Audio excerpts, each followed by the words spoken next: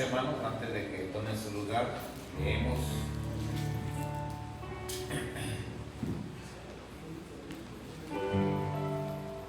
Evangelio de San Juan, capítulo 15. Ya llevamos algunos jueves viendo este capítulo tan importante. Como que no están de acuerdo, pero es importante. Evangelio de San Juan, capítulo 15. Hoy hablaremos del versículo 4.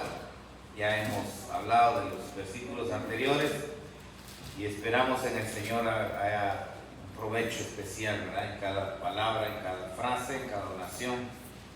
Y queremos ir despacio para abarcar y aprovechar lo más que se pueda cada palabra encontrada aquí que viene de los labios de nuestro Señor Jesucristo. Él es el que habla, Él es el que expresa esta palabra y ha dejado ahí con propósito de que sus oyentes en aquel día y hoy, hasta hoy, atendamos con mucha diligencia, como dice Pablo, a lo que hemos oído. Amén. San Juan capítulo 15, hoy versículo 4 nos tocaría y dice: permaneced en mí y yo en vosotros. Como el pámpano no puede llevar fruto por sí mismo si no permanece en la vid, así tampoco vosotros si no permanecéis en mí. Una vez más, permaneced en mí y yo en vosotros. Como el pámpano no puede llevar fruto por sí mismo si no permanece en la vid, así tampoco vosotros si no permanecéis en mí. Amén. Ocupe su lugar, hermanos. ¿Cuántos habían leído esta porción? La importancia, ¿verdad? Dice que aquí el Señor, como hemos venido viendo, el Señor se presenta como, vamos a llamarle así, la única alternativa. Ya conforme lo que hemos visto, Él ya llega ahorita al punto a donde Él quiere llegar, a la esencia de su oración, al centro de su mensaje. Él ha empezado en una presentación propia o personal, como la vid verdadera, y luego también ha descrito a sus oyentes, como los ha catalogado, los ha clasificado como pámpanos, pero también ha revelado que ni uno ni el otro funcionan por sí solos. Tiene que haber un labrador. La vid, los frutos, pero esto no se da así. Si no, mire usted a su alrededor, tanto terreno inmondado, no tiene cuidado. Ahí crece la planta como se vea o como se quiera dar. Y hay enredaderas, hay espinos, hay, bueno, un sinfín de plantas que nacen en un terreno que no está cuidado, que no está atendido. Mientras que el Señor ya nos está presentando un cuadro, y ya lo hemos visto desde sus primeros inicios, como la vid. Ya la higuera, ya el campo, ya lo hemos descrito. Ahí en Isaías hay una parábola que también hemos visto, en Isaías 5, cómo aquella vid o aquel viñedo fue cuidado, fue protegido, fue atendido. Y ahora Él nos presenta también que Él es la verdadera vid. Luego habla de los pámpanos. Y también hablamos del labrador, el trabajo del labrador, que de alguna manera es difícil el proceso, difícil de aceptar o de ver o de sentir el trabajo de podar y de limpiar. Y hace 8 días hablamos precisamente del hecho en sí, que Jesús les dice: ya vosotros estáis limpios. O sea, ya hay un proceso. Ustedes ya han llegado, ustedes han caminado conmigo, me han escuchado, han visto, han compartido, hemos convivido, y todo lo que ustedes han escuchado de mí, dice Jesús, es la palabra, es el mensaje, es la enseñanza, es la doctrina, es inclusive los milagros, porque los milagros hablaban de su poder, los milagros hablaban de su personalidad, de su carácter, de su autoridad. O sea, todos los actos hechos por Jesús hablaban, decían, revelaban algo. Y esa misma palabra, ese mismo mensaje escuchado, Él dice: ya vosotros estáis limpios por la palabra que os he dado. Y qué bueno, ¿verdad? Hace 8 días hablamos y veíamos cómo esa palabra hasta nuestros días sigue teniendo un efecto. Hablábamos de nuestra alma, ¿verdad? Que ahí la palabra llega, penetra, que parte el corazón. Hablamos también que afecta hasta nuestro cuerpo, ¿verdad? Espíritu, alma y cuerpo. Todo nuestro ser entero es afectado por esa palabra. Nuestros pensamientos, nuestros sentimientos. Y hablamos también que también nuestro cuerpo, ¿verdad? Cuando oímos la palabra, cuando creemos la palabra, cuando confiamos en la palabra, cuando asimilamos y repetimos y memorizamos y con libertad confiamos en la palabra, recibimos un toque sanador. ¿Cuántos lo han recibido? O sea que si hay alguna enfermedad todavía, hay que seguir creyendo, hay que seguir clamando. ¿Usted ha visto las recomendaciones de la medicina? Si el dolor insista, si el dolor insiste, repita una dosis. Y si el dolor no se quita, vuelva a tomar. Ya si la cuestión se pone más crónica, ¿qué dice? Vaya a su doctor. O sea que, hermano, vamos a la palabra y lo que creemos, ¿verdad? Lo que esa palabra fluye y esa palabra bendice. Pero cuando nos encontramos con algo que no entendemos, que no, bueno, vamos a una oración, vamos al doctor. Amén. Así que vamos en esta hora entonces otra vez a la palabra. Y mire ahora lo que nos toca. Le decía hace un momento que iniciando este versículo 4, el Señor ahora sí ha captado la atención, ha visto que sus oyentes están atentos, porque los ha puesto como en una relación entre la vid y el pámpano. Y también, como he dicho ya, también nos presenta la importancia del labrador. Ahora ya va a presentar la esencia de esta palabra, de este mensaje. Él en cada momento presentó algunos detalles para introducir y para llamar la atención, como todo mensaje, como todo maestro. Así lo ha hecho el Señor. Entonces llega el momento de ahora aplicar la palabra clave: permanecer en mí. Yo soy la vid, de los pámpanos, el labrador, todo muy bonito, todo contento. Ahora vamos. Para que esto funcione, para que esto tome forma, es más, para que esto trabaje y se vea en realidad esa relación entre vid, pámpano y el labrador, hay que hacer algo. Viene la primera palabra: permanecer. Permanecer en mí. Ya él ha dicho que es la vid verdadera, pero hay una clave muy importante: hay que permanecer. Y ya más adelante dice: la planta no puede dar fruto si no está unida, si no está pegada, si no permanece en la vid, si no recibe el alimento. Y hablábamos la primera noche, me recuerdo, la importancia de recibir el alimento de la misma raíz. Ninguna raíz que está mal, ninguna raíz enferma va a poder dar buenos frutos. Creo que le mencioné algo de mi casa, que allá los frutos se me han secado, otros frutos empiezan a brotar y de repente se caen, o cuando están en su mero punto llegan las ardillas, pero eso ya es otra historia, ¿verdad? El asunto está en la relación entre la raíz y el fruto.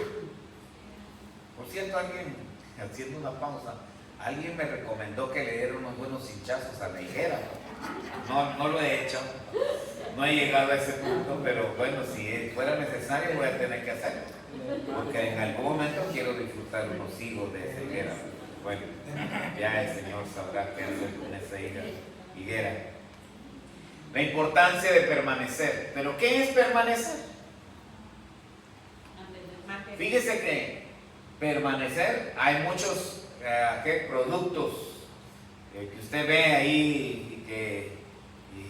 y hay una emisora en Pasadena que dice la que llegó para quedarse, y este producto llegó para que se quede en casa y para que sea suyo. Bueno, eso es realmente la idea o el significado de permanecer, lo que llega para quedarse. Hay algunas veces, hermano, que usted llega solamente permanente, o sea, momentáneamente. Pero hay lugares donde usted, su casa, usted la ha hecho su casa. Usted, esa es su residencia permanente, ¿verdad? Por cierto, algunos ya han recibido la bendición de tener un documento que ahí claramente le dice residencia permanente. O sea que eso, usted llegó aquí y por eso ahí tiene esa bendición, ¿verdad? Cuídelo. Porque de repente están diciendo que le van a quitar. No lo quiero asustar. Se me ocurrió decir, María ha dicho que me la van a quitar.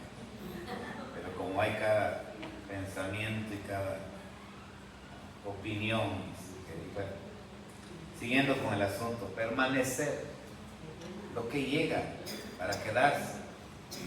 Y fíjense que en la historia, en las historias bíblicas, leemos los efectos o el resultado de no permanecer, los fracasos que enfrentaron algunos por no permanecer, ya sea en el lugar, ya sea en su función, en sus responsabilidades, en lo que le correspondía hacer o decir. No permanecieron, no estuvieron ahí. Y la Biblia nos habla precisamente de ese efecto, de esos resultados de no permanecer. Adán y Eva, para empezar, ¿por qué fueron echados del huerto del Edén? Por no permanecer en obediencia, por no estar en el lugar, por no guardar la comunión, por no obedecer la palabra de Dios, por todo lo que podamos decir, pero no permanecieron. Hay un canto que dice: echados fueron del huerto. Oh, amor de Dios. Dice que los primeros fueron echados, fueron sacados. ¿Se imagina usted el primer día fuera del huerto de Dios? Bueno, ese no es el mensaje hoy, pero imagínese, hermano, las primeras horas, el primer día, el primer amanecer fuera del Edén, el lugar donde estaban acostumbrados, donde fueron creados, donde fueron formados, donde recibieron y vivieron sus primeros días, y de repente los cambios, las transformaciones que trae el no permanecer.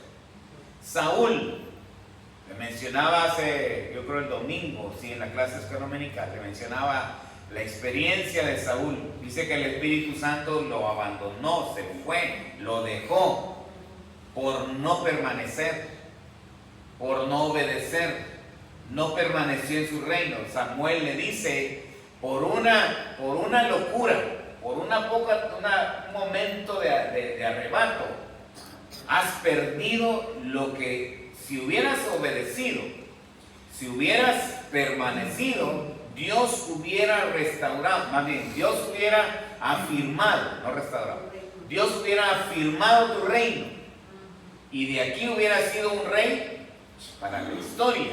Claro, fue para la historia, pero la historia negativa. Pero bueno, hay muchas otras cuadros que podríamos hablar acerca del hecho de no permanecer. Pero pensemos hoy, ¿qué ha perdido usted por no permanecer? ¿Qué hemos perdido? ¿Cuáles han sido las consecuencias por no permanecer? Y mire acá, yo traigo una cita. Está en Primera de Juan, capítulo 2, versículo 19. Primera epístola de Juan, capítulo 2, versículo 19. Mire acá lo que el apóstol Juan dice, 2:19. Salieron de nosotros, no permanecieron, pero no eran de nosotros, porque si hubiesen sido de nosotros, habrían ¿qué? Permanecido con nosotros. Pero salieron para que se manifieste que no todos son de nosotros. Esa historia la hemos vivido, ¿verdad? Y nos ha dolido. Yo este versículo, cuando lo leía, dije yo, ¿será que lo leo? ¿Será que lo menciono? Y sí lo estoy mencionando, no para pensar en los que no están. Lo vamos a pensar, o lo estoy leyendo hoy mismo, para pensar en usted que está. Amén.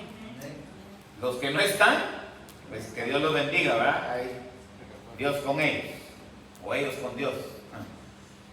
Pero usted que está aquí, usted está acá, ya va a ser casi 2 años de estar aquí. Los que se han agregado, que bueno, caminan todavía con nosotros. Pero permanecer aquí y permanecer en algo no es fácil. Tratándose que uno piensa una cosa, allá atrás piensan otra, por allá piensan otra, y no nos ponemos de acuerdo. Si hoy debatiéramos en algún punto, en algún tema, o en algún asunto, cualquier cosa, del nombre, de que es del canto, de la música, del sonido, de la comida, o de los carros allá afuera, ya ve que hasta al hermano le quebraron el vidrio hace un día, si no se dio cuenta, al rato le cuento la historia. O sea, no nos ponemos de acuerdo. Todos pensamos diferente. Pero cuando tratamos de que esas diferencias se hagan a un lado, porque yo quiero estar, yo sé que este es mi lugar, yo siento que Dios me ha hablado, yo siento que Dios me ha mandado, yo siento que aquí estoy creciendo, yo siento que este es mi lugar, usted va a permanecer. Amén. Ay, porque hermano, para permanecer hay que identificarse, hay que saber en dónde estamos y por qué estamos. Un ejemplo así rápido. ¿Usted sabe cuántos fueron los discípulos llamados por Jesús? Sí lo sabe, ¿verdad? Yo sé que sí. Esta no es una pregunta así capciosa. Fueron 12. ¿Sí o no? Fueron 12. Los 12 fueron escogidos. Los 12 fueron llamados. Los 12 en su momento Jesús los llama, literalmente, o Dios, Él hace algo. El asunto es que esos 12 fueron escogidos. Ninguno ya llegó porque se le ocurrió llegar. Ninguno llegó porque se sentía bien. No, ellos llegaron porque Jesús los llamó. Jesús en algún momento le dijo, ven, sígueme. Ven y sígueme. Y ven y yo te haré pescador de hombres. Y bueno, ahí están los 12. De los 12 fueron totalmente diferentes. Pero yo quiero mencionarles de 2, los que sobresalen más en esto. Pedro, con su temperamento, con su carácter, con su arrebato, con su esto, con lo otro, ya.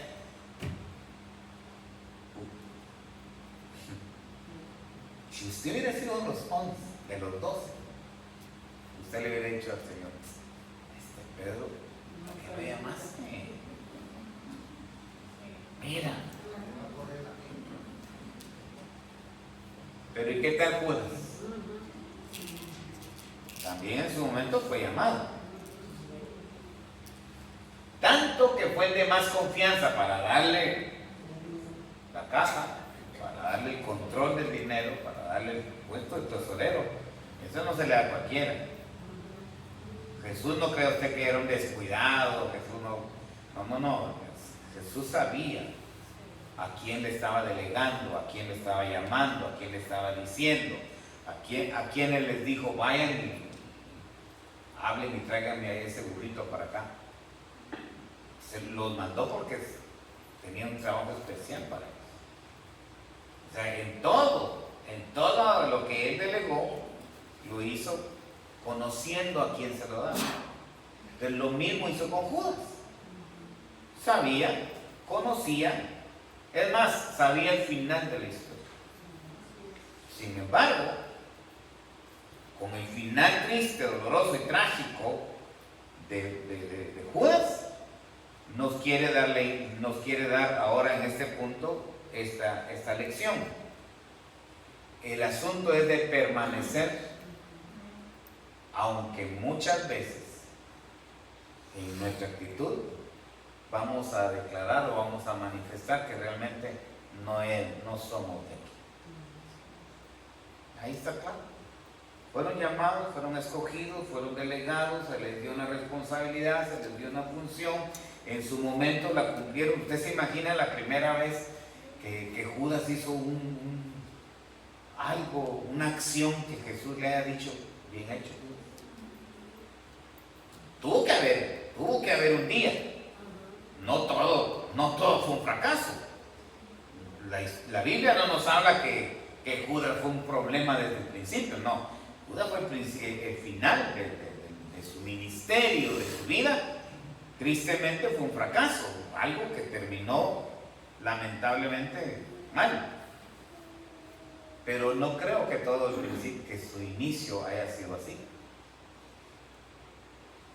Todo tenía un hecho. Pero ¿por qué no permaneció? Entonces, el apóstol Juan, que ha vivido esa historia, ha visto a Pedro, ha visto a Judas, ahora habla y dice: los que salieron de nosotros es para que se manifieste que no eran de nosotros. Porque si fueran de nosotros, estuvieran aquí. Así de fácil, así de práctico, así de sencillo y directo es el apóstol Juan en esta porción que estamos viendo, de permanecer. Porque sabe lo que Jesús está diciendo. Y en su momento, pues el apóstol vuelve a escribir y recalcar esa importancia de que el que está presente, el que está constante, el que está listo ahí, es el que realmente es el que permanece. Hay un pensamiento acá que dice: la diferencia entre los que permanecen en Cristo y los que no permanecen en Cristo es que unos son salvos y los otros tristemente no lo son. Jesús es la vid verdadera. Los pámpanos que permanecen en Él son los que verdaderamente son salvos. Qué bueno. Pero no se detiene solamente así. Porque el propósito de permanecer no es solamente decir: aquí estoy, ya llegué y aquí me voy a quedar. No. Jesús está presentando esta palabra, como le hemos dicho, el centro de su mensaje, la atracción de permanecer, pero siempre tiene un propósito. Jesús no va a presentar un mensaje, Jesús no va a decir una cosa simplemente por decirla o porque se oiga bonito. No, tiene un fin, tiene una enseñanza, tiene una lección, tiene una cuestión de práctica. Por cierto, hablando de práctica, vean lo que Jesús está diciendo acá. Permanecer, que es más que una palabra, es un verbo, es una acción, es una actitud, es algo que se hace. No está diciendo: ámenme, piensen en mí, sientan algo por mí. O sea, no está tocando los sentimientos, está yendo a los hechos, a la acción, a la actitud, a algo que se tiene que demostrar, no solamente de decir, porque no está requiriendo algo que solamente se declare, no, o se diga, o se confiese, o en algún momento se comprometa en decir. No, lo está haciendo, diciendo de eso de permanecer, porque eso se manifiesta con la vida, con hechos, no con palabras. Esa es la manera en que Jesús está diciendo de permanecer en mí. Y entonces, le decía, trae un propósito, y el propósito de permanecer es que llevemos fruto. Porque ya anteriormente ha dicho que el que no lleva fruto lo va a quitar.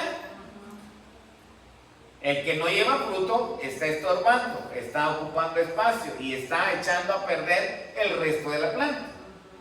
Está malogrando la planta. Entonces, ¿qué va a hacer? lo va a quitar, lo va a arrancar, lo va a remover de su lugar. Entonces, vamos ahora a ver lo que dice aquí el Señor. Dice, permanecer en mí para que llevéis fruto. ¿Y qué es el fruto? Ahora le pregunto, ¿qué es el fruto? ¿Y sabe por qué se lo pregunto? Porque ya esto se lo he dicho otras veces. ¿Qué es el fruto? El resultado. Es el resultado de algo. El fruto es el resultado de algo. Entonces, mire cómo va conectado lo que Jesús está diciendo. El que permanece, ese va a llevar fruto. O sea, en otras palabras, el resultado de permanecer se va a ver en el fruto, no en la palabra, no en los dichos. Va a dar resultado, se va a manifestar el fruto. ¿Por qué? Porque se ha permanecido. Ahora vamos a ver algunos versículos acá para considerar y ver la importancia, porque Jesús está reiterando la importancia de permanecer. Veámoslo acá, volvamos aquí al Evangelio de Juan. En el Evangelio de Juan encontramos otra palabra del Señor que nos va a dar todavía, nos va a aportar más ayuda, más luz. Juan 8:31. Mire aquí lo que el Señor también está diciendo. Dijo entonces Jesús a los judíos que habían creído en Él: si vosotros permaneciereis en mi palabra, esa palabra que dijimos la semana pasada, la que limpia, la que hace su trabajo, esa palabra que es escuchar, dice: si vosotros permaneciereis en mi palabra, seréis verdaderamente mis discípulos. Mira la importancia de atender la palabra. Esa palabra que limpia, esa palabra que regenera, esa palabra que cambia, esa palabra que hace su efecto. Dice, si vamos a permanecer en ella, su fruto va a ser que vamos a ser sus discípulos. ¿Se da cuenta cómo el Señor pone una cosa, pero al mismo tiempo la está llevando, la va a llevar a una acción, a un resultado? Y en este caso, el resultado será: seréis verdaderamente mis discípulos. Fíjense que aquí el Señor agrega una palabra que le da importancia, que le da realce a esta otra.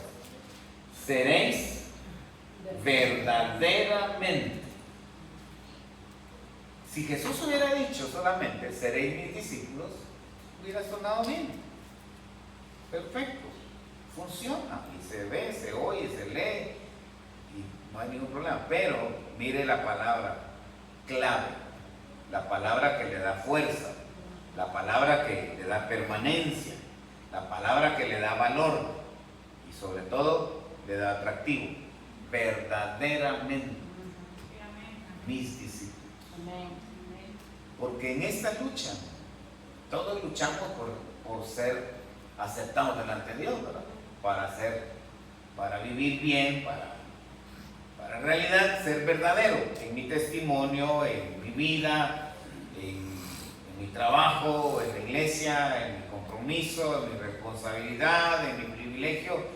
Quiero en verdad funcionar, quiero en verdad hacerlo bien. Entonces tendemos a, bueno, yo en verdad quiero ser efectivo. Aquí Jesús está diciendo, si queremos todo eso, tenemos que permanecer en su palabra. Porque solamente y solamente así seremos verdaderamente sus discípulos. ¿Y qué es un discípulo? Un seguidor, un alumno, un aprendiz, alguien que quiere ser igual que su maestro. Ningún discípulo, ningún estudiante va a llegar solamente porque ni modo. Ahora, si usted tuvo esa actitud, en verdad, por eso es que ponchó en la clase. Pero cuando tenemos un buen maestro, queremos ser igual que él. Yo quiero hablar, yo quiero pensar, yo quiero resolver ese problema. Hablando de un maestro en la escuela, yo quiero hablar como él, yo quiero enseñar como él, yo quiero aprender a hacer esos números, esas operaciones y llegar a esos resultados. Yo quiero ser igual. Y digo porque a mí me pasó algo así. Yo quise aprender o más bien aprendí de muchos, de varios de mis maestros, y si decíamos con mi esposa hace unos días, si no nos hubiéramos venido para acá, la historia de Guatemala yo creo que estaría bien. No digo estaría mejor, porque acá estamos trabajando para el Señor, hay gloria a Él. Pero yo pienso que no estaríamos tan mal, porque ser como un maestro le inspira a usted no solamente llegar a ese punto, sino superar. Y ese es el punto que Jesús está diciendo acá. Si ustedes permanecen en mi palabra, ustedes van a ser verdaderamente mis discípulos. Ahora, vayamos al final de la historia de lo que sí. Llegaron ellos al final a ser como sus maestros. Usted ve, usted haya visto el final, o por lo menos la trayectoria de cada uno de ellos. Por ejemplo, de Juan. Que por cierto, fue el más joven de los 12, fue el más joven, fue al que le encargó a su madre en la cruz, fue el que murió de último. Mire usted toda la trayectoria. ¿De dónde aprendió? Era un muchacho. ¿Quién le enseñó? Su maestro. Y mire cómo la convicción de este joven, iniciando joven y terminando anciano, toda su trayectoria dice: el que dice que le conoce debe permanecer o debe de andar como él anduvo. Mire la convicción de Juan, hablando de permanecer, hablando de aprender, hablando de llegar a ser verdaderamente el discípulo, y como lo hemos mencionado, de querer imitar a su maestro, de querer ser igual que su maestro. Mire a Juan, terminando ahí en una de sus epístolas, dice: el que dice que le conoce debe de andar como él anduvo. Y eso, hermano, eso no lo está diciendo porque él no lo vivió. Eso lo está hablando, él lo está escribiendo a manera de testimonio. El final del siglo 100, casi, cuando el apóstol Juan está muriendo, está terminando sus días, escribe y dice que el que permanece, el que dice que le conoce, debe andar como él anduvo. Pero hay una porción también muy importante que el mismo apóstol Juan escribe. Dice que el que tiene al Hijo tiene la vida. Hablando de permanecer, hablando de imitar, hablando de querer ser como su maestro, dice: el que tiene al Hijo, o sea, el que le obedece, el que permanece en él, el que le crea a él, el que vive como él, lo tiene. Y el que lo tiene la vida eterna. Aquí pareciera un jerigón, una palabra de enredo, pero en realidad el apóstol Juan está diciendo una gran verdad. El que tiene al Hijo, el que le imita, el que vive, el que cree, el que le confía, el que permanece, tiene la vida eterna. Tiene la vida eterna. Entonces, básicamente, permanecer en Él es conocer a Cristo. Conocer, y hermano, sí que lo conocemos, pero muchas veces como que la duda, la lucha, las circunstancias nos hace como que desconocerlo, ¿verdad? Pero que el Señor nos ayude a conocerle en todo momento. Muy bien. También aquí en 1 Juan 2, esta es la que leímos, 2:19. Ahora veamos 1 Juan 2, 5.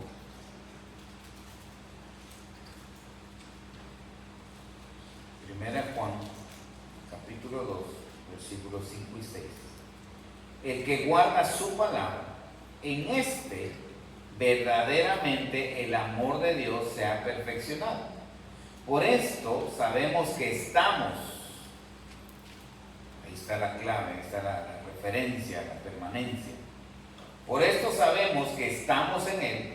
El que dice que permanece en Él debe andar, como le decía yo anteriormente, debe andar, este versículo se lo mencioné más bien hace un momento, debe de andar como Él anduvo, es la clave de la permanencia.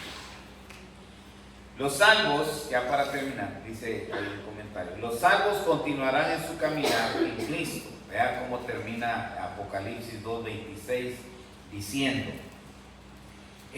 al que venciere y guardare mis obras hasta el fin, yo le daré autoridad sobre las naciones. ¿A quién? Al que venciere y guardare mis obras, sus palabras, su mensaje, su doctrina. Eso es permanecer en él. Y por último también tenemos Filipenses. Esta sí se me estaba quedando esta cita y es muy importante. Quiero que vayamos de ahí, ya con eso terminamos esta clave de la permanencia. Filipenses capítulo 1 versículo 6 dice: estando persuadidos de esto, que el que comenzó en vosotros la buena obra la perfeccionará hasta el día de Jesucristo. Amén. ¿Y cómo la va a perfeccionar? Estando, permaneciendo, manteniendo, estando en el lugar donde Él nos ha puesto. Que Dios nos ayude, hermano, a permanecer en Él. ¿Queremos llevar fruto? Tenemos que permanecer. La próxima semana veremos cuáles son los frutos de permanecer. Yo quiero dar fruto, yo quiero dar resultado, yo quiero que esto brote, yo quiero que esto se dé, yo quiero que esto tenga lugar en mi vida. Vamos a mencionar cuáles serán los frutos de la permanencia, porque hoy hablamos de la permanencia, la bendición, lo que el Señor pide, y el resultado que viene serán los frutos. Pero ¿cuáles serán los frutos deseados? ¿Cuál será el fruto? Aparte del fruto del Espíritu Santo, hay otros frutos y lo vamos a ver con la del Señor. ¿Cuál es el fruto que queremos? Y sobre todo, ¿cuál es el fruto que Él espera, que Él quiere en nuestra vida? En su hogar, en su matrimonio, en su familia, en su privilegio, en su vida en particular. Hay un fruto deseado de parte de Dios. Hay un fruto que Él quiere, que Él espera, que Él añora de nuestro corazón. Que el Señor nos ayude a poder llegar a este punto, y con la ayuda del Señor lo haremos. Padre, gracias te damos en esta noche por tu misericordia, por tu palabra, la importancia, Señor, de atenderla, de leerla, de escudriñarla, de atenderla, pero también de vivirla. Y tú lo que requieres de nosotros, lo que pides de nosotros es la permanencia, es estar, es llegar a un punto y permanecer y estar sin movernos, sin claudicar, sin dudar, sin flaquear. Queremos ser de los que permanecen, queremos ser de los que están creyendo día con día, sin dudar, sin flaquear, sin ni siquiera pensar, Señor, en fracasar, sino tener el corazón conectado al tuyo, Señor, que tú permaneces, y así como tú permaneces, quieres que también nosotros permanezcamos. Gracias por tu palabra, gracias por esta noche, gracias por este tiempo. Permite, Padre amado, que esta palabra llegue a nuestro corazón y haga su efecto en su momento. A ti sea toda la honra y la gloria, en el nombre de Cristo Jesús. Amén. Amén. Muy bien, Dios les bendiga, hermanos. Pasamos ahí al comedor, ahí, según dicen que hay pupusas. Digo, si les gustan, pase, ¿no? Buen provecho, que Dios les bendiga.